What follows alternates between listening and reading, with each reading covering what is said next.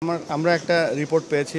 আমাদের যে তদন্তকারী টিম ছিল, একজন জাস্টিস ছিল, একজন ব্যারিস্টার ছিল এবং এক্স ক্রিকেটার, তারা রিপোর্টের সারাংশ জমা দিয়েছে আমাদের কাছে এবং সারাংশে বেশ কিছু জিনিস আছে যেগুলো হয়তো আমাদেরকে অনেক চিন্তা ফেলে দিয়েছে।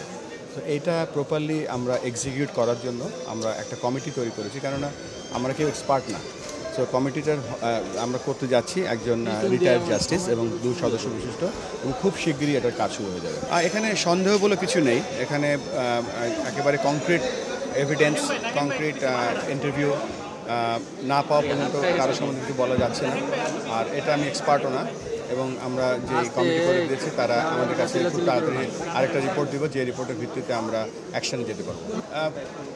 আমি আগেও বলেছি, প্রমাণ করতে বোঝাচ্ছে যে আমাদের কাছে এভিডেন্স কিছু আছে, আমাদের রিপোর্ট আছে, কিছু আমাদের অনুসন্ধানের আউটকাম আছে, কিন্তু অ্যাকশন নেওয়ার জন্য যে প্রক্রিয়ার দরকার সেই প্রক্রিয়ার মধ্যে আমরা